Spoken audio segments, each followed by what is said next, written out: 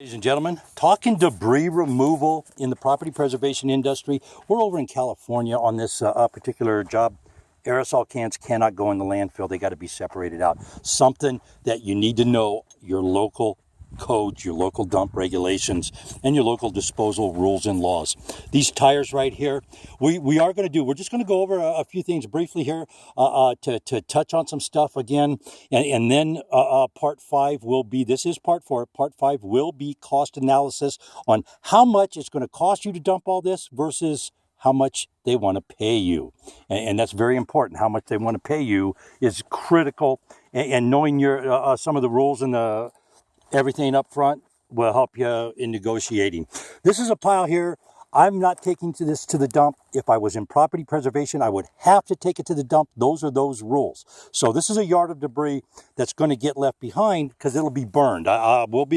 We can obtain a burn permit for this particular job. Remember, this is a private sector job, ladies and gentlemen. This is not a job in the property preservation industry.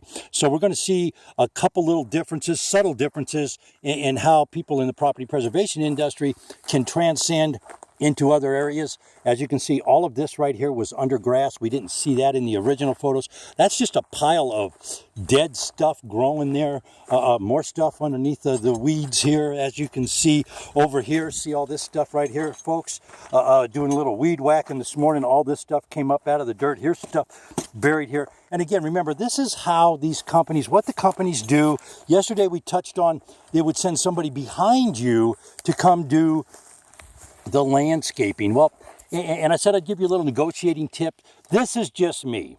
This area right here that we're working in is about 100 by 100. It's approximately a quarter of an acre, maybe a little bit larger or smaller than a quarter acre.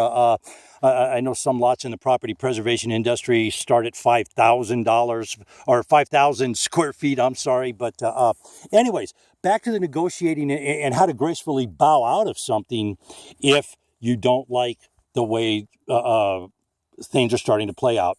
This area right here, and as we all saw in the before photos, and there's still a little grass there up to the bottom of this trailer, this is rattlesnake country, folks. If they told me they were not going to, if they said, no, we're only going to pay for debris removal at this time, I would very politely say, well, I'm sorry, but I cannot endanger my employees. This is rattlesnake country. I have to get these weeds cleared out. I have to clear out from under the trailer so people can see and there's no snakes and nothing hiding. I have to protect my employees. Any respectable business associate will come back and say, okay, do it.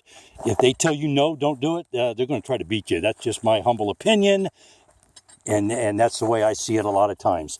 So we're going to get this all cleaned up here. We're going to bag all this up. We're going to see how much yardage-wise debris is here, how much they would pay at $25 a yard, which is higher than most places are paying. And then we're going to go over how much is it going to cost to dump all of this stuff here. And remember, all of this stuff was in this little tiny area right here, ladies and gentlemen. So you can get a lot of garbage in a very small, compacted area and get in a lot of trouble sometimes. So this is what we're going to do.